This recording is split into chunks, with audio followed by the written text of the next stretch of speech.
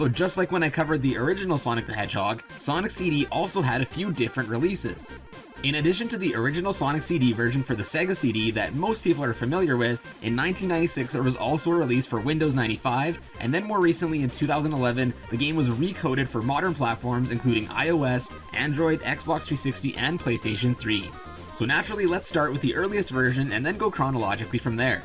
So first up, let's go over Sonic CD's unused sounds. The first unused sound is a time warp sound that was used in early prototype versions of the game, which we will get to later.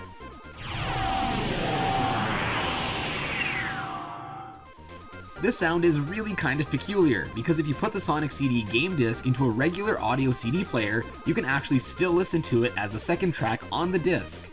Other noteworthy unused sounds include some strange harmonica sound, the sound of a spin dash out of a super peel being jammed, the underwater warning sound from other Sonic games, the sound of something being shot, a high-pitched ding sound which was unused here but later went on to be used in Sonic Mania as the Hyper Ring power-up, and also two unused sound clips of Sonic saying "alright" and "yeah." Alright! Yeah! Sonic saying "yeah" was actually used as the extra life sound in earlier pre-release versions of the game.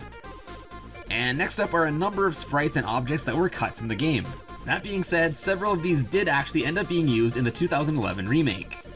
The first unused Sonic sprite is one of the Blue Boy getting electrocuted, and in typical cartoon fashion, this lets us see his skeleton. I gotta say, the bone structure in Sonic's feet are peculiar, but at least it debunks whatever this is. Next is a sprite set of Sonic falling, similar to an unused sprite in the original Sonic the Hedgehog. Apparently Sonic was at one point supposed to sneeze, but for whatever reason, it was scrapped along with this animation. The next unused animation is one of Sonic running, but also rotating his arms as if he was swimming. It is believed that this animation was supposed to be used in the level Tidal Tempest for it to make Sonic look like he was running through water faster. Next up is an unused animation sprite set for what looks like Sonic hanging from something upside down. This would have likely been another death animation, or if Sonic was caught up in some stage hazard. Other unused Sonic sprites with unknown purposes include one of him grabbing something to slow down, Sonic holding onto a horizontal pole and swinging his feet forward, Sonic shrugging and sinking into something like quicksand, Sonic hanging as it appears he gets pulled up by something, and Sonic with his chest thrusted forward. There are also these sprites which appear to have been meant to be used in a segment where we would play as Sonic or see Sonic from a top-down view. It looks like depending if you were pressing down or up, Sonic would fall backwards or lean forward respectively. There's also an unused sprite set for Amy with hearts coming out of her eyes.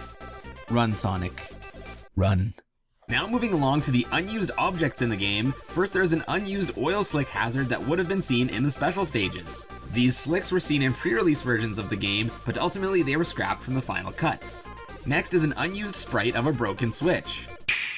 These switches were likely to have been used in the bad future version of a zone in which some stage paths would be left inaccessible. Next is an unused object from the special stages which appears to be a hand. Its true purpose is still a mystery, but some believe that it would probably just stop the timer in the special stage for a few seconds. Just like in the original Sonic the Hedgehog, this game also has a few unused monitors which can again be accessed via debug mode, which we will get back to later. The first unused monitor is one with a clock. When triggered, it can stop ring, monitor, and rotating palette animations, so it is very likely that its intended purpose was to stop time completely. However, since it doesn't stop enemies and such, it likely doesn't work correctly as intended. Next up is a blue ring monitor which has no effect in this game. In earlier iterations of this game, depending on the version, it would either function as the also unused S monitor, or it would give Sonic an invisible shield. This monitor was repurposed in Knuckles Chaotix, and more recently you'll probably recognize it as the Hyper Ring power-up from Sonic Mania.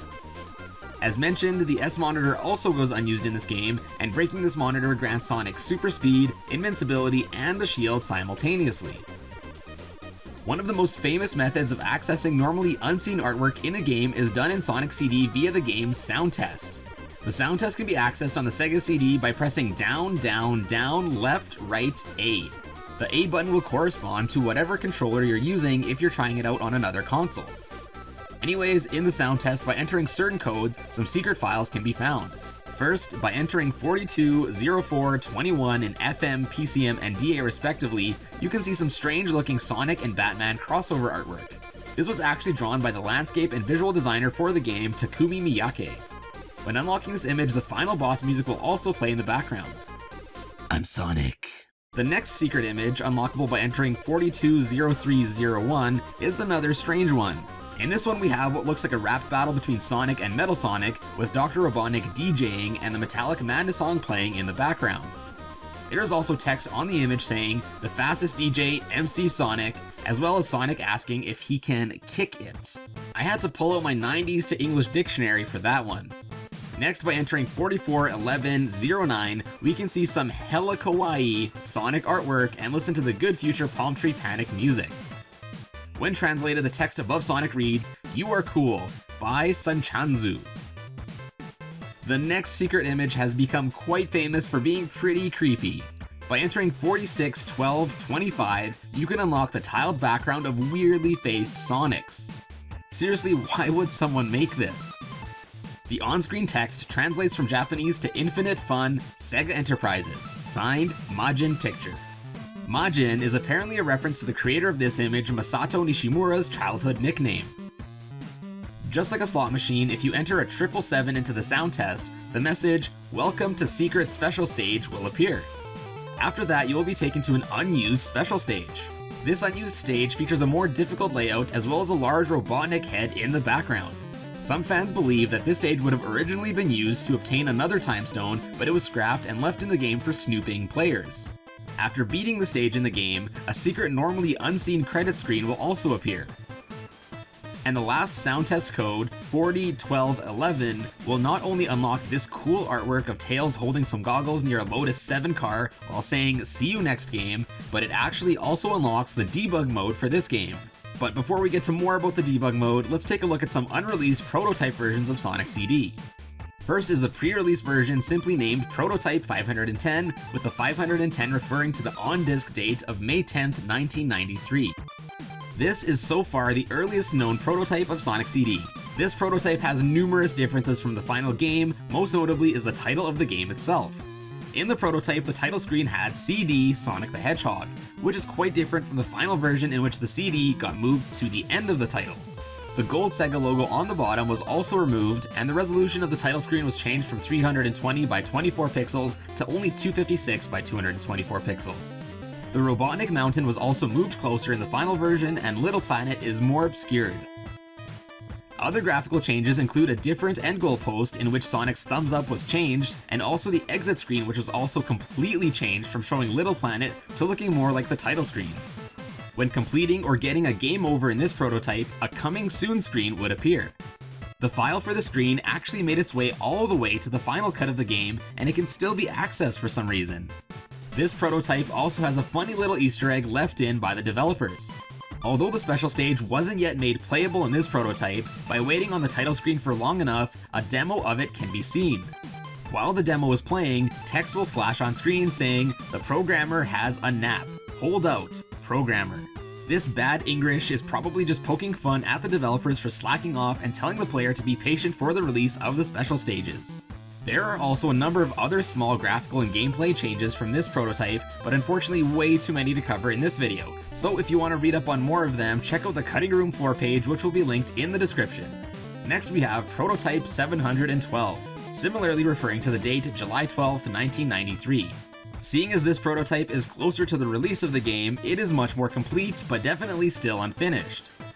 Unlike the 510 prototype, if you wait on the title screen, another special stage will appear, but this time it is completely playable. It's not complete and you can usually start out in odd places, but hey, it's still playable.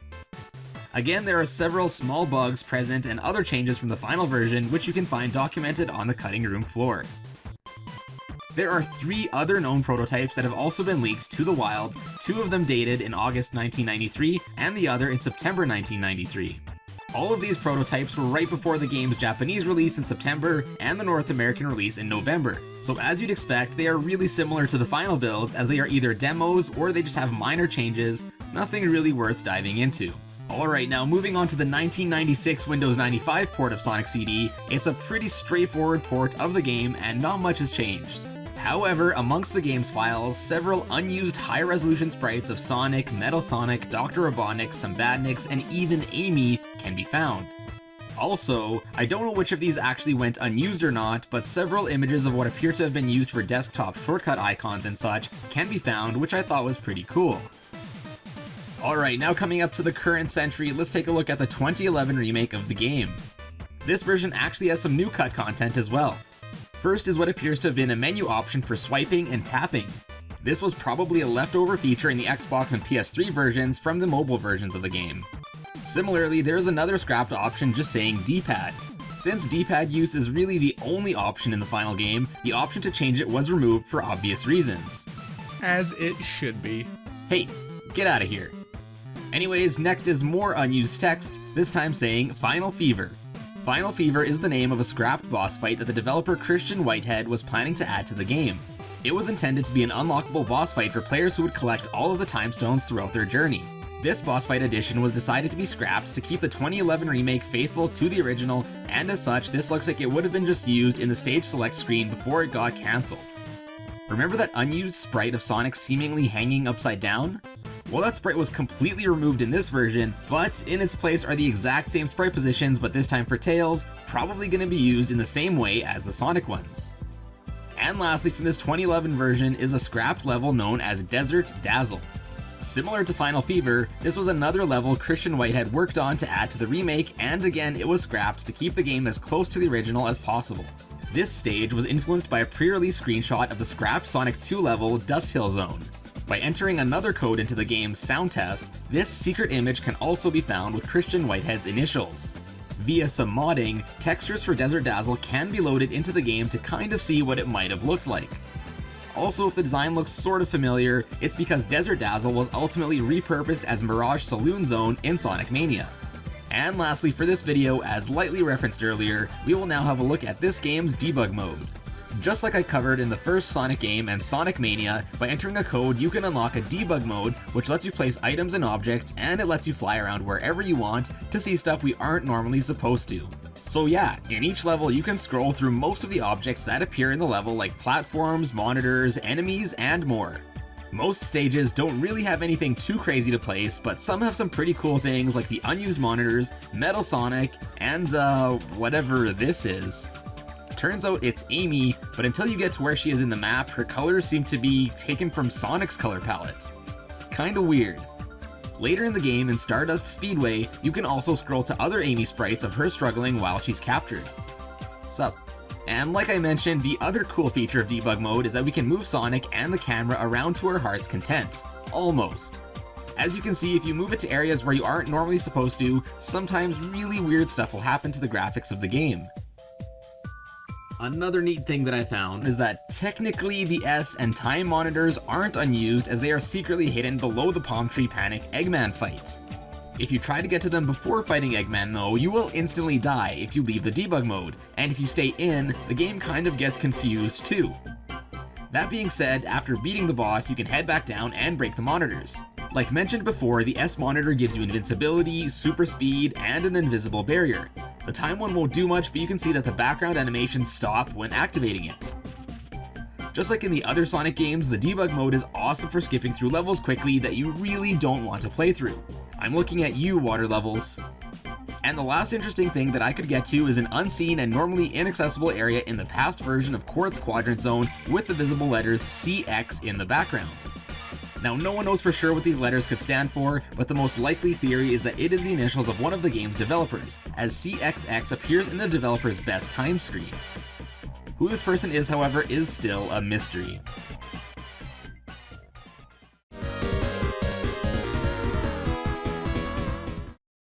Alright, first let's start off with the second prototype that was dumped.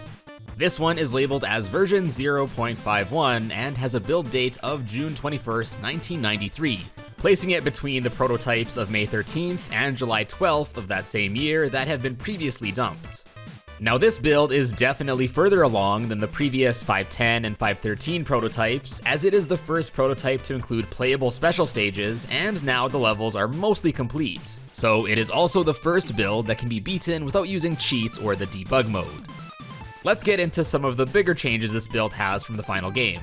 One of my favorite differences are the UFOs from the special stages.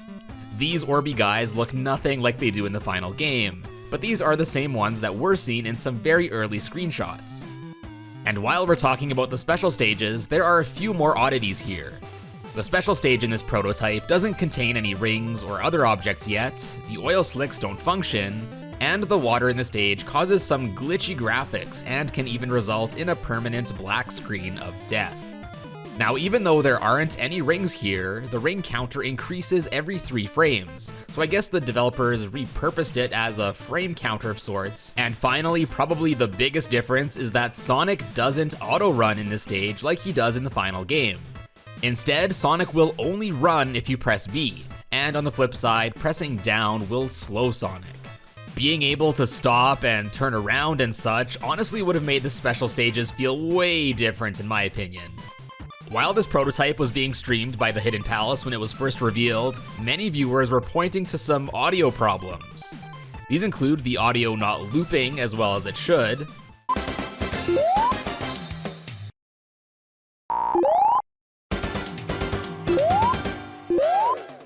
as well as some of the tracks being desynchronized, resulting in the music just sounding uncomfortable.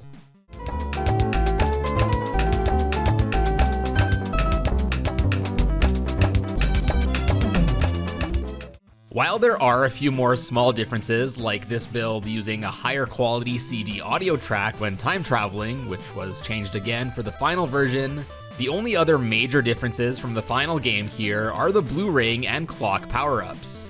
As you might remember from the original Sonic CD Lost Bits, this clock power-up goes unused in the final game, and its purpose was to freeze time for a bit. Although again, just like in the other prototypes, it still doesn't work the way it should, but at least it still freezes things like the waterfall here.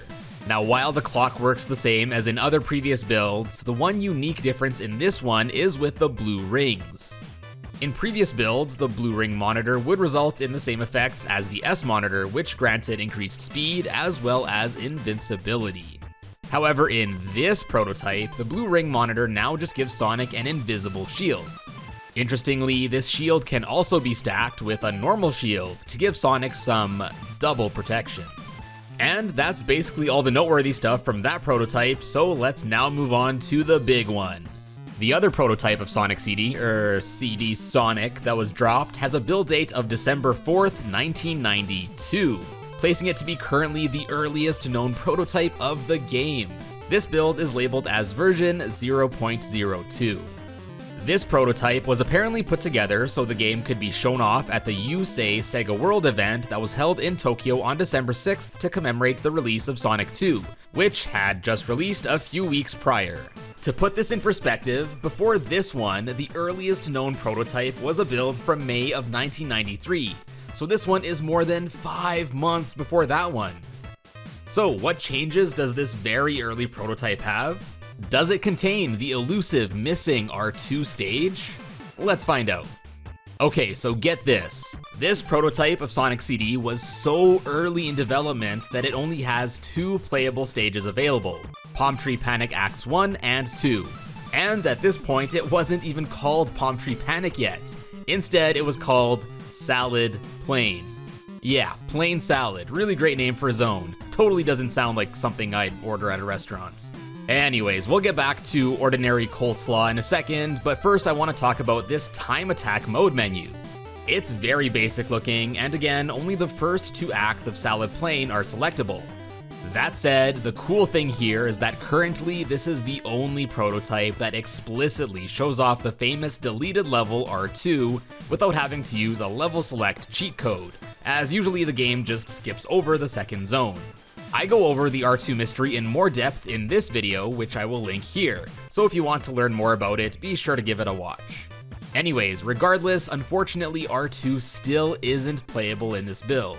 And since it isn't playable here or in the next prototype, then it seems the only place it might be found is in a build dated between these two. So I guess the R2 mystery remains. And speaking of the level select, although it's not normally seen, it still can be accessed by fiddling around with the game's code. That said, selecting anything but the first option will just instantly take you back to the time attack menu, so nothing really crazy there. Alright, let's get back to good old Salad Plain. Although the layout is generally similar to that of the final version of Palm Tree Panic, there are still quite a few differences. For starters, while time travel to the past and bad future are present, it is normally impossible to go to the good future. Interestingly enough though, the level files for good future are still present and can be accessed by messing around with the game's code. It's pretty clear why this wasn't included yet, it's obviously not ready at all. Additionally, even if you do manage to access the good future version of the act in this build, the music still defaults to that of the past timeline, despite again the good future music existing in the files. And it even plays when you beat both playable stages here and see the coming soon screen. This prototype also has several unused objects that were given the axe.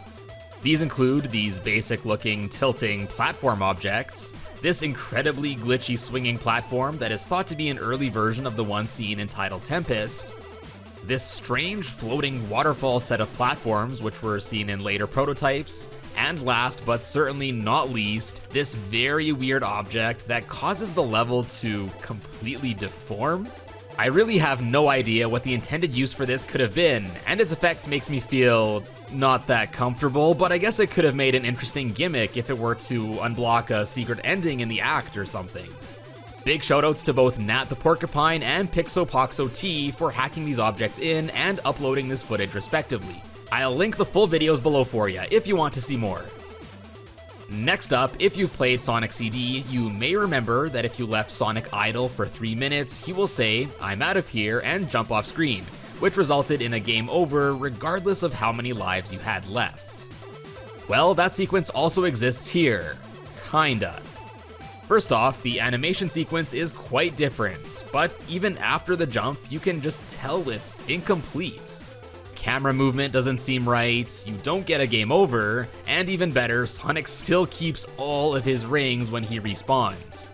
I guess at this stage in development, the devs were still working on how they wanted to implement this gimmick.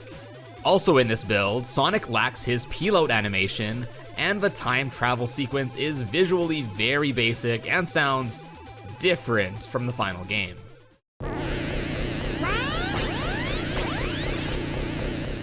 Oh yeah, the black and white Sonic Death Sprite is of course once again found left unused in this build. Surprise, surprise. And on top of all of this, there are several other strange things in this prototype.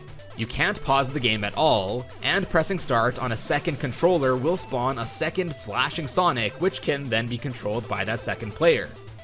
What's weird though is that in this 2-player mode, if player 1 dies, the flashing Sonic will then become the player 1, but is still controlled by the second controller. And then whoever's controller is plugged into the first player slot will become player 2. It's really strange. And since Sonic CD was largely built off of programming from the original Sonic the Hedgehog for the Genesis, here we still see many remnants from it, such as the speed cap on Sonic, as well as some glitches, such as the one where he just falls through everything while standing on a falling platform. My absolute favorite thing though is that if you charge up a peel-out for about 21 seconds, you can basically clip right to the end of the stage. Take that, speed cap.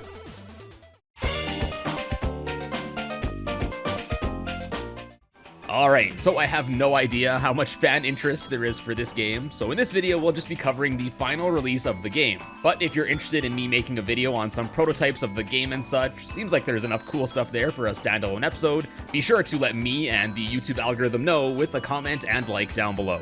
Anyways, on that note, let's first kick things off with the stuff found dealing with the game's sound test, which is really cool, might I add. It shows all of the notes that are being played on each track, just really cool stuff. First up is an otherwise unused sound that can be heard here listed at 6B. Now this majestic sound is a reworked version of a sound that was once used in one of the game's pre-release builds on the Sega screen when booting it up. Interestingly, although it was reworked, presumably with the same intended use, neither version does go used in the final release. Here's a quick comparison of the two. Which one do you think is better?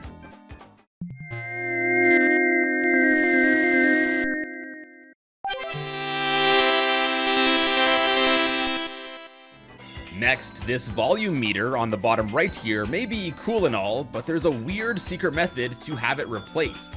Similar to accessing the game's debug mode, which we'll of course come back to later, this color test screen needs to be edited. Now this one's pretty obscure.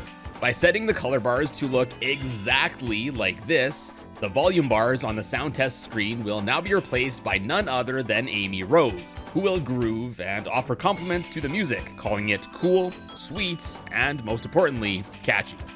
A really obscure but rather cool little Easter egg that I'm sure very few people saw around the time this game released. I mean, very few people got the Sega 32X, so a small percentage of a small percentage basically. Lastly, for the sound test, not technically unused or anything, but oddly, despite the North American and European regional manuals for the game stating that the 6-button Genesis or Mega Drive controllers don't do anything special on the screen, in fact explicitly stating that they aren't used, it turns out they actually are. Holding Y and pressing either right or left lets you speed up or slow down the sounds, respectively, while pressing X toggles between a mono or stereo sound output option. The Japanese manual for the game mentions these, so it's really strange that Sega of America and Europe were trying to hide the truth from us. Makes you wonder what else they could possibly be hiding. Anyways, moving on. Next up are the game's unused graphics, and boy oh boy does this game have a lot of unused sprites. First up are several text graphics featuring numerous words from player to level to a colon with an X. It's interesting to note that unlike most games where a full font set is used when calling graphics for text, this game stores text as individual words like this. Also here it should be noted that the intended color palette for this text is currently unknown, so the colors here are speculative.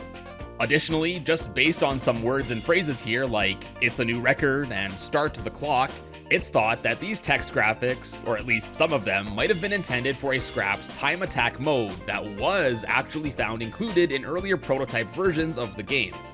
Also thought to be related to this scrapped time attack mode is this checkered finish line style banner sprite. Now next up are two graphics for what's believed to be a scrapped underwater segment in the game, probably in Marina Madness.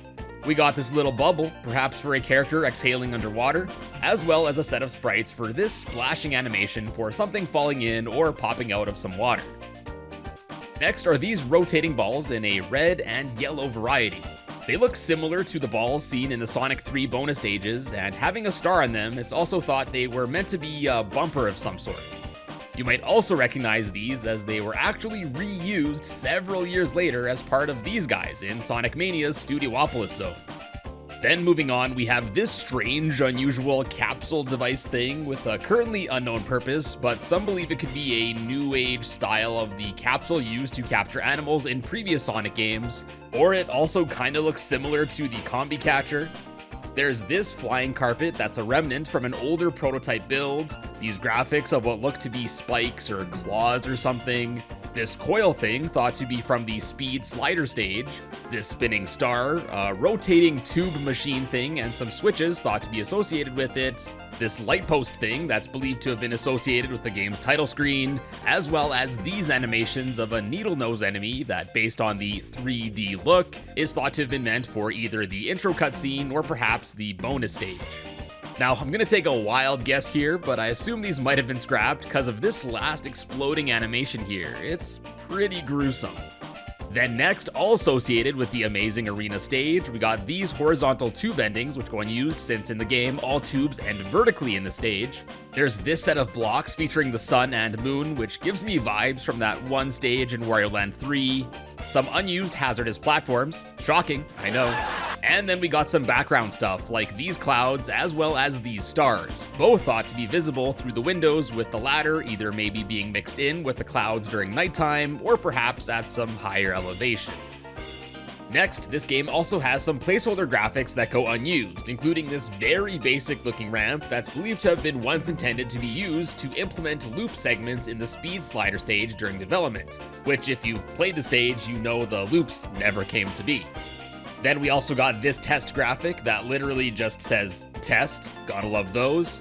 And finally, this rather creepy blood-stained skull. The intention of this graphic is currently unknown, and the Japanese text in the bottom left here doesn't make it any less cryptic, as apparently it translates to fly, to jump.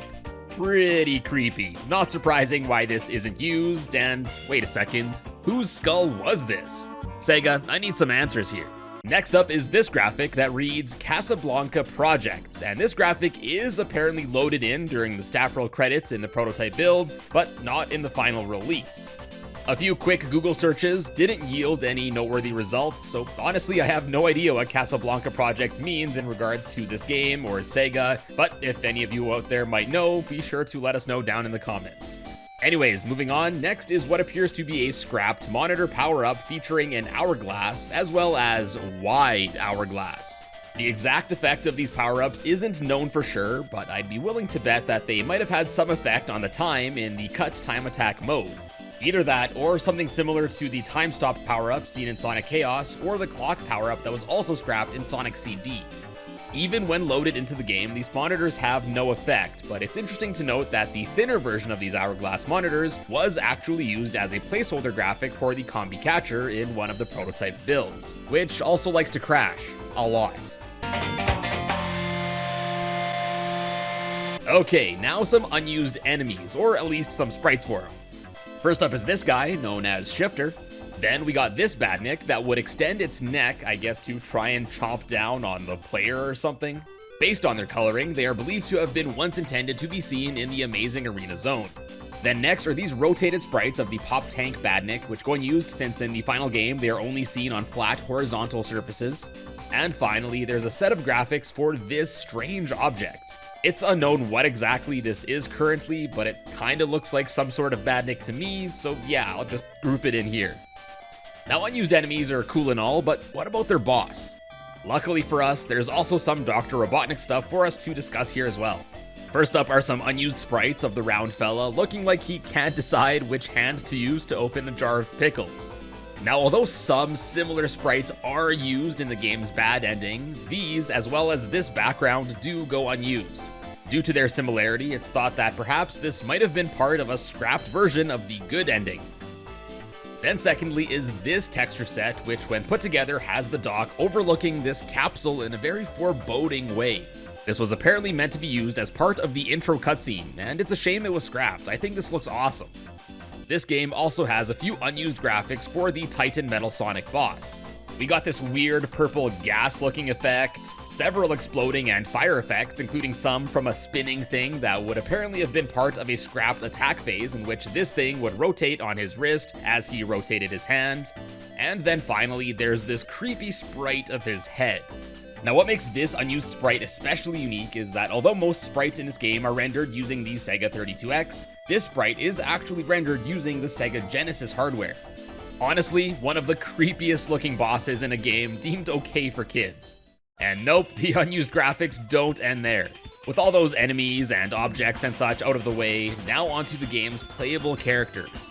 First up are some scrapped dizzy animations for each of the main fellas. In a prototype version of this game, similar dizzy animations were used when the player would take several consecutive hits from spikes, so it's speculated that these might have had the same intention here. Then similarly, there are also unused frames for the throwing animation for Knuckles, Mighty, Charmy, Vector, and Heavy. For reference here, the green bar indicates which frames are used in the game, and the red one for the ones that aren't. Then on a more individual level, we got an unused wall jump frame and a sort of diving move for Mighty, extra pulling frames and a dash starting animation for Charmy, a jumping frame for Bomb, holding and throwing frames, as well as a horizontal spin move for Espio when walking on walls, both of which aren't possible in the game. Then for Vector, there's this sprite thought to be from his climbing animation, these frames believed to be ending frames for his air dash, these thought to be for Vector launching onto and falling off walls, sprites for a front-facing roll animation, and then finally for ya boy Nux, there's this unused sprite of him transitioning to a glide, this extra frame for his ledge grab animation, and lastly, this cool yet weird but also creepy graphic of Knuckles in an irregular spin dash form. Here we can actually see his face in the spin dash, and yeah, I just don't know how to feel about this one. Now, before moving on to the last couple of unused sprites, it's important to note that it's believed that at one point, Knuckles Chaotix was actually planned to be another Sonic game featuring the main Blue Hedgehog himself. And various bits of evidence point to this, including not just a prototype build still featuring Sonic and Tails known as Sonic Crackers, but also several Knuckles Chaotix sprites which appear to be just recolors of sprites of Sonic from other games. For example, the jumping animations for both Knuckles and Mighty appear to be pretty much just recolors of Sonic jumps seen in the bonus stages in Sonic CD, and several other sprites of Mighty appear to be very similar to Sonic as seen in the prototype build. I'll dive deeper into this if I do ever cover the pre-release stuff for this game, but with that context set, there are actually a few sprites of both Sonic and Tails that do remain left over in this game. First is this animation of Tails piloting the tornado. Then there's also Supersonic flying with both hands forward, as well as him putting one hand behind himself. And then there's also these shines, believed to have been associated with Supersonic as well. Now, based on the fact that these sprites are found closely to those used in the game's good ending, it's believed that these sprites aren't from the earlier prototypes, but rather from a scrapped good ending cutscene where I guess the two would fly by the screen. Just like the text from earlier in this video, it should also be noted that the exact color palette of Supersonic here isn't 100% known, and these shown here are just speculative. But what's even more strange is that a sprite from this animation actually appeared on Sonic Team's website back in 1996, so I guess the sprite did get some use after all. And now, last up for this video, I teased it a bit earlier, but now let's finally get to talking about this game's debug mode. It just feels like it wouldn't be a 2D Sonic Lost Bits video without one, doesn't it? Well, once again, by toying around with the game's color test, by setting the colors just like so, the debug mode can be accessed. Can I just say, I really appreciate the developers of classic Sonic games for hiding secrets like this in weird areas like the sound and color test screens. Anyways, once enabled, a stage select option will be seen on the title screen. Here you can select the level, of course, the time of day, as well as the character and second buddy. A few interesting things to note here are that A, despite Knuckles being the titular character, Mighty is the first name in the list of characters, again adding fuel to the theory that Mighty had just replaced Sonic during development, and B, there's this scrapped character whose name is just a bunch of stars, which, for simplicity, let's just call him 10 Star. Now, when loaded as the second character player, strangely enough, 10 Star appears as Knuckles, but he uses Mighty's color palette instead. Now, 10 Star is actually a remnant of Tails from the old Sonic Crackers prototype. Although more similarities to Tails controls were seen in other pre-release builds, in the final here, unfortunately not much remains, as 10 Star pretty much just plays like Knuckles.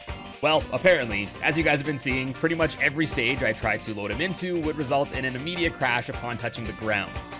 Then the second main attraction for this game's debug mode is of course the free movement camera we've seen time and time again in 2D Sonic games here on Lost Bits. As expected, with the debug mode enabled and after pausing the game, you can move around the camera basically wherever you want, and the values here indicate the X and Y coordinates, as well as the zone, act, and current time of day in the game. Unfortunately, what this game's debug mode lacks, compared to those we've seen before, is the ability to place down items wherever you'd like. This makes this debug mode quite a bit less fun to play around with, as it lacks the customizability placing items, objects, and enemies offers. But nonetheless, it's always still really handy to be able to fly around wherever you want to quickly, or to zoom through stages, or even explore some areas that you aren't normally supposed to. Overall, still very fun to just slap some relaxing music with and vibe around for a while.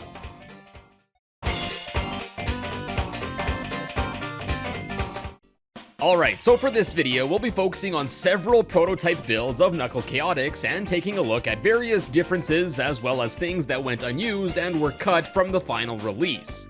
Well, let's of course kick things off with the earliest known prototype of Knuckles Chaotix back when it was still known as Sonic Crackers. And actually, it seems like there were some conflicting ideas for what placeholder name to give this game. Although the main menu clearly lists it as Sonic Crackers, the game's ROM header actually refers to it as Sonic Studium instead, I assume a misspelling of Stadium. I guess ultimately Crackers ended up getting the actual title screen, and here we can also see that this build of the game was made on April 1st, 1994, about a year from the final release of the game. Now, of course, April 1st is also April Fool's Day, so when this build of the game was dumped to the public in 1995, many people thought that this meant that this was some sort of hoax. However, similarities noted in later discovered prototypes definitely solidified this build's validity. Anyways, here on this main menu, we are given a few choices, starting the game in either a 1-player or 2-player mode, options, as well as select. The option menu brings up this really basic screen where you can select a value, but it doesn't really seem to do anything. Starting the game, well, starts the game, big surprise. And lastly, select here actually brings up a level select menu.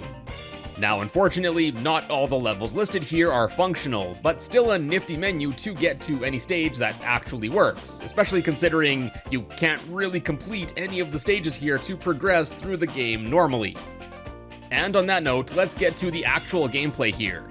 Now, of course, as you're seeing, originally Sonic and Tails were yet again going to be the main protagonists of this game. And although that is a big change from the characters that were used in the final version, even in this build, the ring tethering mechanic was still implemented. Although it works generally the same as it does in Chaotix, in this build it's much more simplified as pressing any of the lettered buttons on the controller will do the same thing. It will cause Tails to stop in place, Sonic to jump, and if you're standing close enough to Tails, you can pick Tails up and chuck him. Ultimately, in the final version, a button to recall the second character was added, and the ability to stop the other character and pick them up was moved to a separate button. Now, in this prototype, there are a total of 5 stages, or rather attractions, that are left in a somewhat playable state. 4 of these, meant for the game's World 2, appear to feature a futuristic-looking industrial theme, each with unique platform graphics and different background color palettes. And then there's one World 1 level that appears to have been planned as a circus-themed area of sorts, but we'll come back to that one in a bit here. Now, unfortunately, despite visually looking different, the actual layout of all of these first attractions are identical, so the gameplay experience between all of these is basically the same. After getting through this clearly unfinished intro title card by pressing the start button, we can see that these attraction stages don't really have any objects like enemies, rings, or power-ups, and they just consist of several platform chunks, including some curves, bounce pads, and literally the only thing that can hurt you in this build, some spikes. And interestingly, despite there not being any actual rings to collect, when you take damage from these spikes, either character will actually still lose a whole bunch of rings. And even more interesting is that you still can't collect these rings either. So I guess collecting rings wasn't really implemented in this stage of development, and they must have just been testing taking damage with these spikes here. Interestingly though, this prototype shows that there was a goal or limit of 100 rings. Usually, Sonic games let you collect as many rings as you can, and doesn't show you how many you have out of 100, but this appears to show that obtaining 100 might have been like a goal or something for each planned stage. Another thing I guess they didn't implement here yet is proper physics, as in addition to the characters the effects of gravity are also called into question here, as both Sonic and Tails don't seem to be affected much by it when walking up a wall. Yep. Makes sense. Now, some collision is also kinda scuffed around these attractions, as often the characters will just fall through and such, but thankfully there is a helpful feature to kind of help with that. By simply just pausing the game, you can actually move both Sonic and Tails through walls and basically wherever you want, kind of like the debug mode shenanigans we've seen in previous 2D Sonic games here on Lost Bits. Anyways, there's no real end to these stages, but when you reach the top, or after 3 minutes have elapsed, the game over theme will actually start to play. Then after a while, you will be taken to a field level, something we'll come back to later as well. Anyways, due to the more vertical nature of this world of stages, as well as the goal being at the top, it's theorized that this attraction was eventually reworked into the Techno Tower stage seen in the final release. Now next up, the only other real playable stage is this one that was planned to be the game's first world. And like I said earlier, it appears that this attraction opted for a carnival aesthetic, and as such, it's thought to be an early version of the speed slider attraction seen in Knuckles Chaotix. And if you thought the collision in the other stages looked rough, you ain't seen nothing yet, as this stage is virtually impossible to play, as basically every second step will lead to something messing up. Let's just say, I'm super thankful the pause screen debug thing exists. And unlike the previous set of stages, this one actually appears to loop infinitely with no end. And this time, the game over theme will play after only 1 minute, after which you will then be taken to another field map. This stage honestly looks really cool, I think, at least visually. It's just too bad it's an absolute headache to play in this build. Anyways, I've brought them up twice already, so let's now talk about the field levels next. There are only 2 of these present in this build, one seemingly per world. One for the circus-themed World 1, and then another for the techno-industrial World 2. Although it's not 100% clear exactly what these were meant for, I think it's likely that they were going to be an overworld level selection map, similar to something seen in several Mario games of the era. Unfortunately, nothing like this is really seen in Knuckles Chaotix, so it appears that this was scrapped in favor of the hub area that's seen in the final version. There is absolutely zero collision present in these field maps, and even though the pause debug mode still works here too, there's not really much to do in them, but either way, still pretty cool to be able to see these. And that's basically, in a nutshell, all that's available in this build of Sonic Crackers, as the rest of the options on the level select screen here just cause the game to crash. But although that's all you can normally access, there are also several things that go unused in this build that are still kicking around in the game's data. First off, despite this build not using any sound effects during gameplay, there are several that are actually left in the game, including stuff like the jump sound from Sonic CD, the sound of a badnik being destroyed from Sonic 3, as well as various other sound effects from Sonic 1. I guess the devs just must have not got around to implementing these yet, even in a test capacity in this build. Additionally, there are also 2 unused sounds of someone saying "let's go" and "hey." Hey! Let's go! It's unclear who or what this was meant for, but regardless, these were removed in all future builds of this game, so whatever the intention was, I guess the idea was scrapped. Then next, the background music in all of the playable stages appears to be early versions of those seen in the final game, just with some changes such as upgrading to better samples. For example, here is a comparison of the song Walkin' between Sonic Crackers and the final version of Knuckles Chaotix.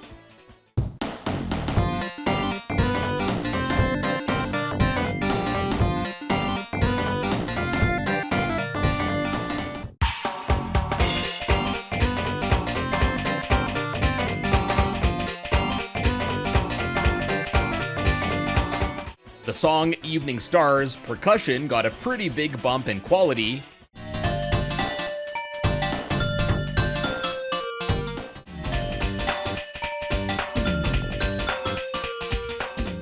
and another example is the song Electoria's melody was changed quite a bit.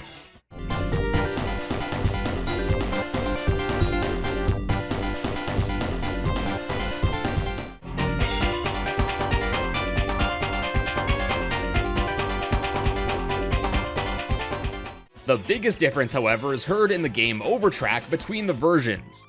In the final version, there is a unique game over theme that was added, but in Sonic Crackers here, the developers just used the game over theme from Sonic 2 instead, I assume only as a placeholder though.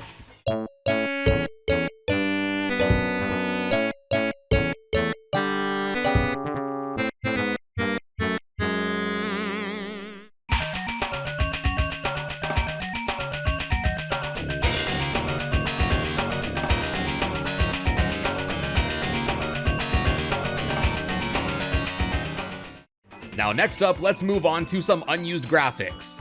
Now, despite the fact that there are only a few playable stages in Sonic Crackers here, there are actually a whole bunch of level tiles that never got to see the light of day in this build. Everything from ramps to platforms to whatever this is, yeah, there's just a lot of these that didn't get used. Then, I believe I brought these up in my last Chaotix video, but left over in this prototype are these stars and clouds as well. Again, suggesting that there might have been plans in some stages that if you went up high enough, these would have been seen in the background. Then next are various unused sprites for both Sonic and Tails. These include Sonic climbing up to a ledge, Sonic and Tails seemingly hanging onto something, Tails getting tired when flying, sprites for Sonic and Tails holding, which go unused here since the hold mechanic wasn't implemented yet, jumping animations for Sonic and Tails meant for the overworld field stages that go unused since the two can't jump there. Then there's an unused set of sprites for Sonic and Tails throwing, which surprisingly go unused even though the throwing mechanic is implemented in this build. But yeah, these just weren't implemented and the characters kind of just let go as they throw. And finally, there's these sprites for Sonic doing a wall kick, which also is something that wasn't implemented in this build yet. Now, if you've watched my previous Chaotix video, this sprite sheet might appear familiar to you, and that's because it looks incredibly similar to the one that's used for Mighty. Now, we talked about this in that video, but there are many things, these sprites included, which suggest that Mighty's graphics were essentially just recolors of Sonic with a few changes. I think you can definitely see it when comparing some of these sprites. Then there are some more unused miscellaneous graphics, including some sprites for sparkle effects, the sparkle for when the player collects a ring, which doesn't go used here since, like we saw, there aren't any rings that you can collect in this build. And then there are several unused graphics for the heads-up display. These include text such as limits, attack, hurry up, cool, combi, and more. Now, some text like limits did end up being used in the final version, but many of these never got realized. And it's believed that these ones with the red background here were probably meant to be part of the HUD for the special stage levels. And lastly, although not unused graphics, I guess since this game was still very much in an early developmental stage, some graphics just look strange, like when Tails walks up certain ramps, or when Sonic goes fast enough, his arm disassociates itself from the rest of his body. It's kinda weird. Now, although that's basically it for Sonic Crackers, thankfully the prototypes for Knuckles Chaotix don't end there. There are actually 12 more known prototypes, with each one getting closer and closer to that of the final release we got. Now, not all prototypes are created equal, as some of them don't have as many changes, so we'll just be focusing on the more interesting ones for this video. So first up is prototype 1207, with the 1207 referencing the date it was built, December 7th, 1994. Now, in the 8-ish months since the Sonic Crackers prototype, numerous changes have been made, and already the game appears much more akin to the final build. That said, there are still numerous changes though. For starters, the intro Sega screen is already quite different, as instead of the space background that's used in the final, this prototype features an image of Neutrogic High Zone instead. Then the title screen is also different, as it doesn't feature the 5 main protagonists of the game. The text here is different, as I guess the game no longer takes place in the Super 32X world, and the push start button is different here too. Then moving on, the file select screen is different too, as it only has a solid color for the background. The character select screen is much less detailed, and then after running through an empty early version of the hub area, surprisingly the menu to select your NPC partner character is even more basic. Some of the characters don't even have graphics for their portrait here. The question marks here are for SBO Mighty, as well as one that's unknown as it's unselectable. And there's actually an empty unselectable slot in the previous character select screen too. Although it's unconfirmed, it's speculated that both of these were meant for Tails, as he might have once been planned to be a playable character in this game too. Further evidence to support this lies with this palette that was meant to be used for the character listed after Mighty in this game, and many of these colors here are the same that were used for Tails in Sonic Crackers. And furthermore, remnants of Tails lasted even up until the final release with Tenstar, or Weknia as he's known by the community, as we talked about in my previous video. Anyways, since the roulette level selection of the final version isn't done yet, we are greeted to another early screen to select the stage, and interestingly, here we can actually see some early names of all of the stages. Botanic Base was Botanic Garden, Speed Slider was Amusement Park, and here is the only stage to be missing a level icon. Amazing Arena was Amazing Zone, Techno Tower was Resort Hotel, and lastly, Marina Madness was Marina Drive. Although mostly similar, I thought it was interesting that not a single stage here kept its name for the final release. And hey, at least they also ended up spelling attraction correctly in the final release, so that's pretty sweet too. Anyways, the levels here are more or less the same as they're seen in the final version, with some changes such as lack of music or sound effects. And at this point in development, bosses weren't yet fully implemented in both the Speed Slider and Amazing Arena attractions. Additionally, the intro section is a bit different too. Instead of running into Robotnik and Espio found in the capsule thing, here in this prototype, Espio just kinda swoops in out of the blue, and you deal with Metal Sonic right away instead of him appearing a bit later with Robotnik again. Now, another strange thing in this, as well as a few of the other prototypes, is that you can actually go into debt and have negative rings. Not sure if this was intentional or a bug, but it's pretty weird to see in a Sonic game. The bonus stage here is very similar, though it uses some different sprites, but the biggest differences are seen in the special stage. It's definitely in an early stage in development in this build, as there's not really much to these yet, not to mention the coloring is very different too. Now this prototype build also has numerous graphics that either go completely unused or were updated in later revisions. There are more minor changes like to Knuckles' sprite here, but other characters like Vector here appear much less detailed compared to his final sprite. Also, the end signposts in this build appear much different than those in the final, lacking the cool 3D effect. And in this version of Techno Tower, you can find these pod things that open up when you get close to them, but they don't really seem to do anything. Then, for graphics that go unused in this build, there's a level selection icon for Isolated Island, the intro tutorial stage, some text spelling out Sonic Crackers S32X, as well as 1-up monitors of both Sonic and Tails. And these last few graphics basically confirmed the authenticity of the Sonic Crackers prototype. Anyways, next up, there are some more interesting things that can be found back at the title screen here. Selecting options brings up a pretty basic sound test to check out the many sound files in the game, and then several other menus can be brought up if a certain button is held when pressing start. Holding the A button will bring up the color test screen we saw back in my previous video. Holding the C button will bring up a much more interesting looking sound test screen than the one that's seen otherwise, and this appears to be a much earlier version of the sound test that's seen in the final version. I honestly think this one does look really cool though. And lastly, holding down the B button will just bring up a black screen in what's known as jam out mode, and here you can actually use the buttons on the controller to play various percussion sound effects. It was honestly really fun to just mess around with, so much so that I decided to combine a few of the takes and make a quick little beat for you guys.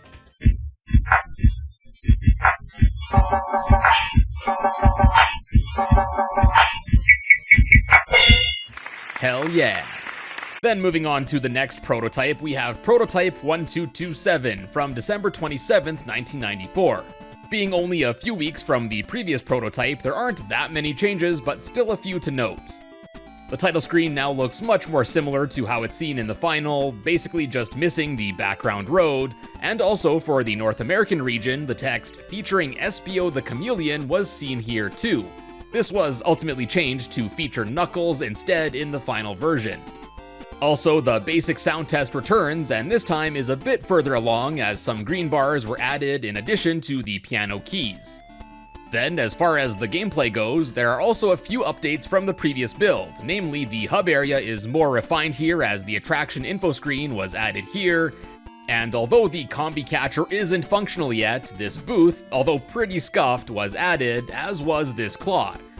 Then the roulette for selecting the stage was implemented here too, but the graphics appear pretty scuffed, and again here when the characters ride this car thing. But as we can see, step by step, the game was getting closer and closer to the final product. Now, another interesting thing about these prototypes I haven't mentioned yet is that some of them allow you to do the debug move through walls thing that we saw in Sonic Crackers. Yeah, just simply pause and the game will bring up debug info regarding your location, and then you can move around freely to your heart's content. As always, a really nifty little feature. Then, as far as the special stages go, some rings and blue spheres were added, but you don't really need to collect the blue spheres yet in this build. And since only a few rings were added to some of the stages, they get impossible to beat since there's not enough rings to have enough time to reach the end. Next up is Prototype 1229, which is actually from December 30th, 1994, so just 3 days since the previous build. Since they are only 3 days apart, there again aren't very many changes here, but there are still a few, such as this booth, and these graphics were updated here. In this build, finally, there are also some special stages that can be completed, and interestingly, if you do complete one, the message "Got the Holy Ring" appears instead of "Got Chaos Ring" as it does in the final version. I guess the initial name for the Chaos Rings must have been Holy Rings instead, which is kinda strange since they mean basically the opposite thing. Then for the bonus stage, interestingly, here you start out with 999 rings. This was likely for giving the developers enough time to properly test out this mode. Also, starting with this build, the option menu is different, the jam out mode was removed, and the sound test now looks much closer to its final iteration. Moving on, we have Prototype 0111, and here, the combi catcher finally actually works. Well, kinda. There is no visual time limit here yet, it only offers various items below, and unfortunately, none of them actually work. The claw will grab it, and then it basically just disappears and nothing really happens. You just get stuck in this room forever, resulting in a soft lock, so that's nice. I mean, I guess at least it's here now. Also, the end goal that's seen in the final version was finally implemented here too. The special stages are much more refined as well, with some stages finally adding in enough rings, bumpers, obstacles, and more. Then next up is the January 19th prototype, and there's one major difference here, and that's that Robotnik has finally been added into the intro section here, giving a bit more context to Metal Sonic appearing.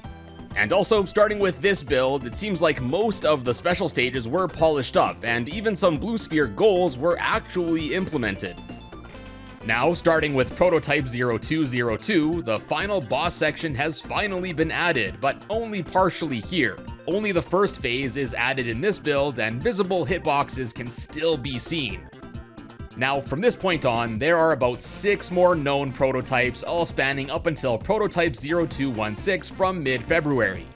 As you'd expect, these were progressively getting closer and closer to the final release. The combi catcher was finalized, the debug features were removed, and so forth. Now, we went over a whole bunch of changes with all of these prototypes, but there are even more, usually minor ones that if I wanted to cover all of them, this video would probably end up being like 3 hours long.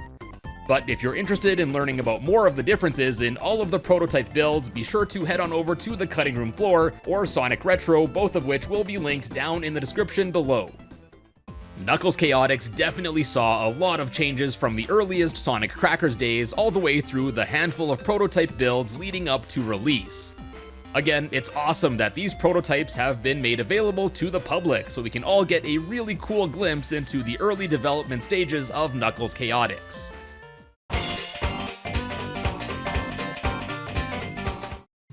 Alright, so let's first kick things off with the Genesis version and check out some changes seen in pre-release builds of the game compared to the final release. Well, for starters, according to the game's lead programmer, John Burton, who we just recently talked about a whole bunch in my LEGO Star Wars videos, the originally planned title for this game was actually Sonic Spindrift.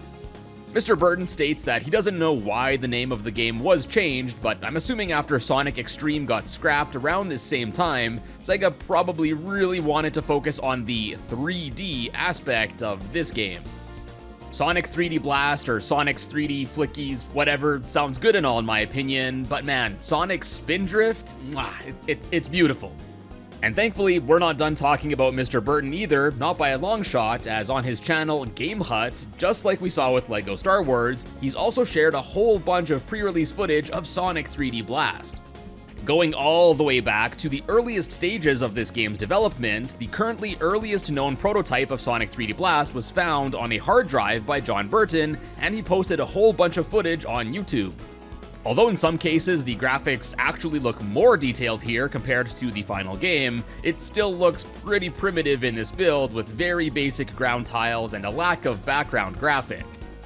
Now apparently the whole point of this prototype was to test the viability of a 2-player split-screen mode for this game. Being a very early build, functionality for a second player wasn't even implemented yet, and instead the bottom half of the screen would just scroll to simulate movement.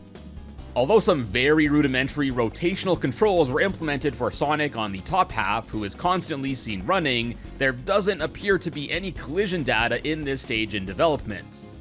As you probably know if you played this game, this 2-player split-screen mode was unfortunately cut from the game, and in his video, Mr. Burton states that the small field of view for each player, not allowing them to see much of the map, was a key factor in making this decision. Then next up, a second earlier build of the game was featured on the Game Hut channel, this time showcasing a build with a built-in level editor. It basically functions much like the debug mode I've covered in my videos on other classic 2D Sonic games. As you'd expect, this mode basically lets the developers design levels and add in stuff like enemies and items with ease. Well, at least with more ease than other methods at this time for the devs. This build is obviously much further along than the previous one we saw, but even so, Mr. Burton actually showed off an unused enemy that's kicking around in this build. Krabby McCrabface here, who was previously seen in some early screenshots of the game from a build made for E3 1996, is, actually found in this level editor build. Anyways, I don't want to just rehash his videos here, so definitely check out these videos on the Game Hut channel. Many of them give an awesome peek into the development history of the many games that were made by John Burton and Traveler's Tales over the years.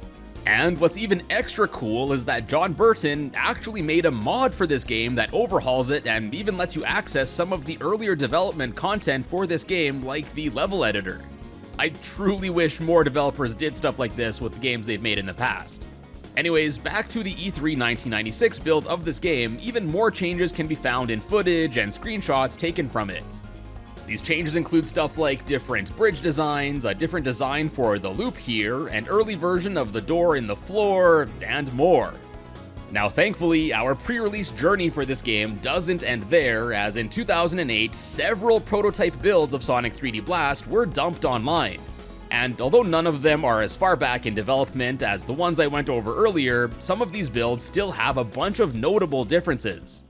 So anyways, starting off with the earliest currently publicly available prototype, we have one known simply as Prototype 73, which in typical prototype fashion has its name derived from its build date of July 3rd, 1996. Now right off the bat, when booting up the game here, a difference can already be seen in the Sega logo intro. Instead of the letters just flying off the screen towards the end, in the prototype build, the whole screen kinda just shatters. Additionally, this old prototype still uses the classic sound instead of as how it's heard in the final. Then, just after this, we can see a big lack of the 3D intro video, and then the start screen is a bit different too. Being built shortly after E3 1996, this build still has E3 demo replacing the blast subtext of the game. Several colors are slightly different, like the base ring and the bottom of the gradient for Sonic 3D, and it also looks like several of the models here are older iterations, or at least are seen from a different angle in the final version. Like the flickies in the prototype title screen look quite a bit less detailed compared to the final, as does the flower Sonic is sniffing here. Then getting to the gameplay, although there's no title card that shows up at the start of the level as seen in the final, left over kicking around in the files is something pretty neat. By editing the game a bit, this original early title card can be restored into the game for Green Grove Zone, where we can see that originally the levels were going to start out with an intro card similar to that seen in previous 2D Sonic games, especially Sonic 3. Being so similar, it's likely that these were just worked off of those as a placeholder until the final one was made. Other major differences in this build include Knuckles and Tails being completely absent, and as such there's no special stages implemented here either. Several power-ups are missing, including the Fire Shield, Speed Shoes, and Invincibility. Some item monitors don't have their graphics implemented properly yet. There's an early version of the level completion screen, and in this build, every stage just uses the music from Green Grove Act 1 as a placeholder. Then, also for a Green Grove Zone, right away you might notice that the level tiles here appear to be brighter in the prototype, and then for some reason, in Green Grove Act 3, although you start out with 10 rings, the actual level itself doesn't have any other rings present. Of course, being an E3 build of the game, it shouldn't be a surprise that this build isn't quite complete, and here the game only has up to Rusty Ruin Zone developed. Surprisingly, although the Green Grove and Rusty Ruin Zones have bosses implemented, Gene Gadget Zone doesn't have a boss yet.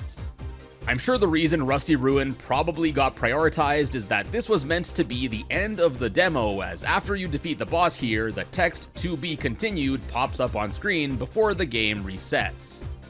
Then another oddity for Rusty Ruin Zone here is that the first 2 acts are flipped, as what's seen as Act 1 in the final is actually Act 2 in this prototype, and vice versa. And then lastly for this build, there's a really nifty little debug feature that's left over here. By simply just pausing and then pressing the A button on the Genesis controller, you will actually automatically warp to the next level. So, although this build doesn't have a level select or anything like that implemented yet, this is a really slick little way to jump to a certain level quickly without having to play through all of those leading up to it. Then next up we got Prototype 814, which strangely starts a trend of being named just off of the build date, this time being August 15th, 1996, so about a month and a half after the previous one. As you'd expect with a few weeks of added development, this build is much further along than the last one, yet it still retains several differences. Although Knuckles and Tails, all 7 zones seen in the final version, and more music tracks are all added in this prototype, this build still has the pause level skip function, basic level complete screen, lack of special stages, as well as some other unfinished aspects of the game that were seen in the prior build. And although there are a few other changes in this build, such as there now being press start text on the title screen and the title card font being slightly different than how it's seen in the final, probably the most interesting thing for this prototype build is found in some development text found left over in the game's memory. Found left over in a text string containing what appears to be copyright data for a SciQ development kit is the statement that "nosegay is a word." And shiver my timbers, whoever wrote this wasn't kidding, as the Merriam-Webster dictionary defines nosegay as a small bunch of flowers. Well, I certainly learned a new word today. I have no idea why a developer wrote this, outside of it being some sort of hidden joke, but a pretty cool leftover nonetheless, I guess.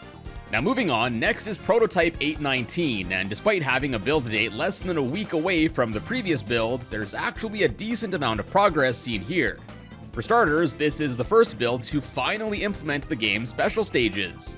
It's more or less the same how it's seen in the final, with one difference being that the ring requirements are slightly higher here. And although the level skip function seen in previous builds is still here, this build actually does have a level select screen, and in fact actually defaults to it after pressing start on the title screen. But being a few months away from release, of course this build still has a few more changes. In addition to various smaller changes with music and some object placement, there's still no 3D intro video, the Sega intro screen is updated but still uses the classic Sega sound, and the in-game timer displays 9:59 after reaching the 10-minute mark instead of too long as is seen in the final. Honestly, I love the too long thing. I wish more Sonic games had used this. This build also contains some placeholder screens, including one for completing the game with or without all of the Chaos Emeralds, as well as for the screen to show the Chaos Emeralds that a player has collected.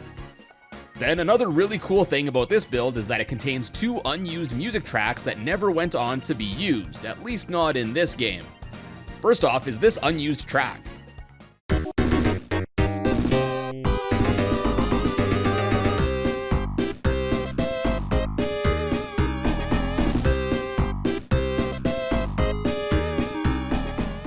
Now, if it sounds familiar, you're probably one of the unfortunate souls that's played through Sonic the Hedgehog 4 Episode 1, as this tune was later repurposed for a boss battle track in that game.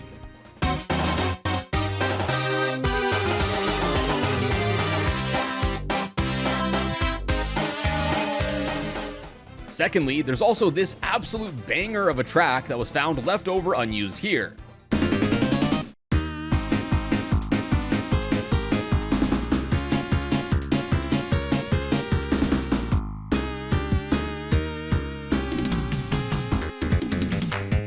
Unfortunately, unlike the last track, this one doesn't appear to have been repurposed as of yet, and although where it might have been intended to be played in the game isn't 100% clear, it's speculated that it might have been meant for the special stages.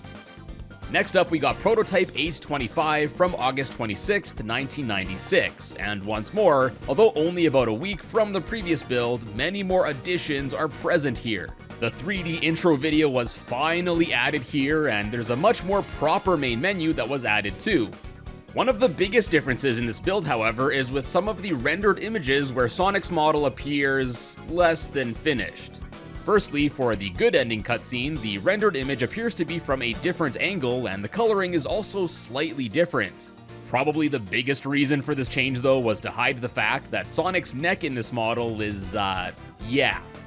And then, probably the most well-known is the change seen in this render here, seen in the background of the main menu, where Sonic's eyes kinda look off. Now apparently, according to John Burton, to make the fix for the final version, the developers didn't actually change the model itself at all, but rather just edited the rendered image instead. I guess yeah, the developers didn't want Sonic to look like he was staring right into our souls. Now on to Prototype 830, we're finally moving on from the E3 phase, I guess, as this build finally has a more proper title screen. Still different than how it's seen in the final version, but it's getting there. There's not all too many other notable changes in this build aside from the game's credits being partially added in here. The text is only white compared to the purples and blues seen in the final, and outside of the credit for John Burton, the rest of the credits basically just have an IOU placeholder screen for where they were eventually gonna be added. Yeah, I'll give you 3 guesses as to who you think implemented these credits in this build. Then next is Prototype 831, which, despite the naming, was actually built on September 3rd, 1996. This time around, we get the smaller amount of changes that we'd expect from a newer build only a few days from the prior one. The only major changes here are A, we finally have the finalized title screen here, B, the rest of the credits have been properly added this time around, although the coloring is like flipped on this screen, and then the blue is used for the position titles instead of purple as seen in the final. And then C, the background graphic of Sonic with a nosegay has been brightened up quite a bit in this prototype. There are some other smaller changes that have been made to polish up the game, such as implementing all of the demos that are seen in the final, as well as locking the level select screen behind the secret title screen code instead of it just being accessible by default. For those that don't know, if you punch in B, A, right, A, C, up, down, A on the title screen to misspell Barracuda, you'll actually get taken right to the level select screen. Anyways, overall, this build is getting pretty dang close to the final version of 3D Blast. There is one final currently known prototype dated September 4th, 1996, so just a day since the previous one. As such, there's not really much else to bring up with this one, so on that note, let's finally talk about the final retail release of Sonic 3D Blast. To start, a few years ago, John Burton had found an old cassette tape containing various demo tracks that were meant for the game. Yeah, remember these? Anyways, pretty much every track on this cassette is either different to how it's heard in the final game or outright just never got implemented. For example, for starters, with the opening theme, here heard I believe in the key of C,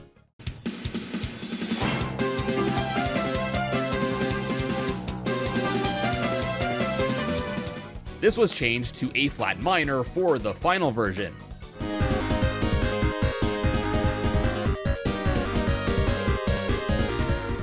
Then other notable things about this cassette is that it appears to reveal some older development ideas, such as Green Grove Zone originally being planned as Green Alley Zone, and what was used in the game as the music for Spring Stadium Zone Act 1 is here listed for a Casino Night Zone. Then on the B side of this cassette, there are actually a few more tracks that never made it to the final cut. For starters, although in the final game the same background music is used for both the Tails and Knuckles bonus stages, this tape appears to reveal that both sidekicks were planned to have their own unique track. So yeah, here's a quick sample of the theme that was meant for the Knuckles bonus stages, but was scrapped because this intro video hogged up too much space.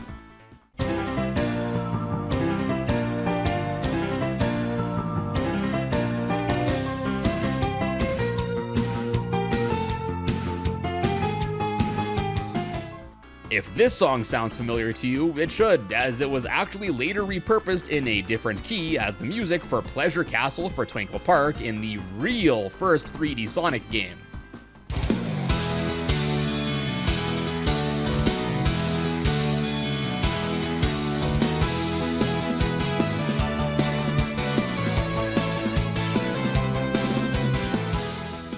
Then similarly, there's another track that was apparently meant for a scrapped special stage that never made it into this game.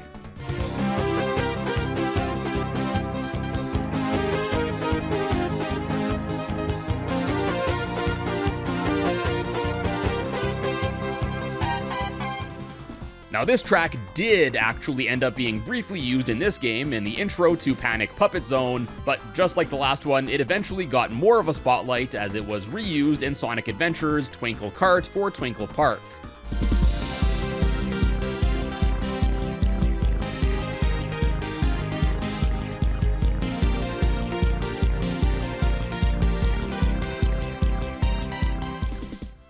And then lastly here, there's the same unused boss track I mentioned that was found in the prototype build earlier, but here there's both a minor and major key version. Although still not 100% clear, it's theorized that these themes may have alternated between the boss fight themes for each zone. And next, there's actually some more unused audio stuff found in the game itself, well, partially anyway. Although obviously you do get to hear the invincibility theme in the game when collecting the power-up, it actually cuts out, leaving a portion of the track normally unheard. After the theme normally cuts out, there's an extended segment of about 8 seconds where the theme undergoes a key change before I'm assuming it was supposed to loop.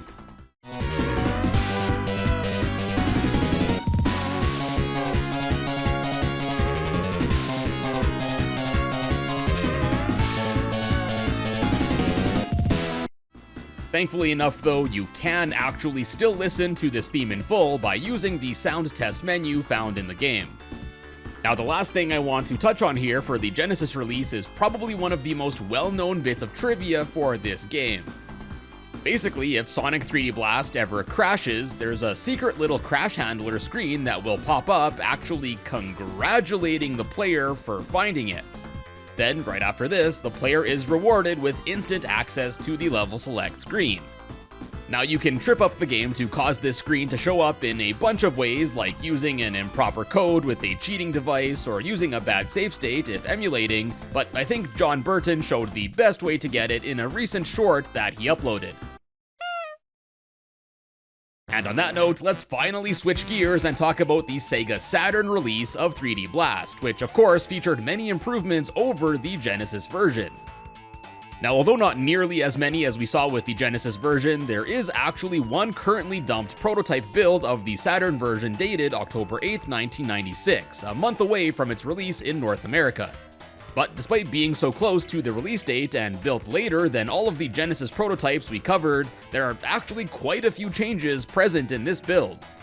Although Tails and Knucks make an appearance here, their functionality hasn't been implemented yet, no bosses were added yet either, the A button does the spin dash here instead of the B button as it does in the final, acts from Diamond Dust and Volcano Valley zones are missing, and to top it all off, there's like no sound in this build, except for the sound effect of Sonic losing rings, which is only heard on the title screen for some reason.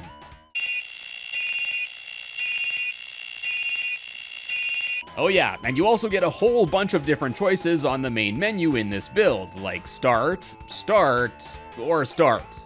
Oh, and these start buttons all use like a watery background texture here instead of the more earthy one that's seen in the final release. Also, as you can see, this prototype 2 uses the background image of Sonic for the main menu instead of the Sonic-less background that the final uses. And next, if you thought the debug feature to skip levels in the Genesis version was too difficult, this build simplifies it even more, as literally all you need to do to skip a level is to press the start button. Yep, one button is all you need. This build also still has a title screen lacking the sky background as is used in the final version, making it look more similar to the Genesis one, though still having a slightly different color palette too. And this prototype build is also normally unbeatable without the level skip function, as past the Rusty Ruin Zone, there aren't enough enemies implemented in the rest of the acts to satisfy the flicky requirements to progress. So yeah, I guess it's definitely a good thing skipping levels was made so easy. Then on top of everything else, as you can see, some of the textures weren't layered properly as, yeah, this happens. There's actually a bit more history to this Saturn version of 3D Blast regarding a scrapped billiards or pool-like game, but I think I might save that for another dedicated video to it someday, so on that note, let's now switch and talk about the final version of the Sega Saturn release. Now, although the Genesis version has the level select that could be accessed with the Barracuda code or with smacking the cart, only the Japanese release of the Saturn version has a level select. It's also accessed in a unique way here too, as all you need to do is press down 3 times, followed by one of the face buttons, each resulting in taking you to a different zone. For example, pressing down 3 times and then pressing the X button would ship you right to Volcano Valley Zone. It's pretty strange that they removed the level select in the other versions, but I guess at least one of them has a nifty way to skip through the levels quickly. Now next up, there are a whole bunch of unused graphics left over in the game here, and these are all actually also found left over in the PC port as well, so let's take this as a good chance to segue into the PC release. First up, the watery start graphics from the prototype builds actually also make their way into the final release here. There's a textured white background graphic that's similar to the one used for the Act Clear screen, so it probably had the same intention. There's a version of the island map without the path and Sonic's head, and then there's also an unused graphic of a blank scroll that appears to be an alternate version of the one that's seen in the pause screen for Green Grove Zone. Next, there's also leftover text for what appears to be a cut intro card for the final fight stage, suggesting that it too would have had an intro card instead of just being faded into after Panic Puppet Zone. Also related to the final fight, there's this unused image of a render of the final boss. It's thought that this might have been intended to be used for a sequence where the boss explodes just like it does in the Genesis version. Then next, there are a pair of unused renders of Sonic being flown by both Tails as well as Knuckles. Seeing as how their main part in this game is to take Sonic to the bonus stages, it's believed that these images might have been intended to be used for a loading screen after interacting with the respective character. Now those are all of the unused graphics that are found between the Saturn and PC versions of the game, but there are also a pair that are exclusively found in the PC port. And these are a pair of placeholder special stage textures listed as Bonus 0 as well as Bonus 0-6, respectively. In true placeholder fashion, these have the numbers 9 through 16 crudely drawn all over them. There's not much else in the special stages that follows a gradient pattern like this, so I'm gonna take a big brain guess here and say this was probably a placeholder for the section in the middle of the half pipe. Then next, one oddity in the PC port is that both the Invincibility and Speed Shoes power-ups have different sounds compared to the Saturn release. Well, not even different in the case of the Speed Shoes, as they actually don't have any associated music for them in the PC ports at all. Then, instead of the Invincibility theme that's used in the Saturn release, just a ring sound plays in the PC version. It's extra weird too, because the themes for both of these items from the Saturn version are still found left over in the game.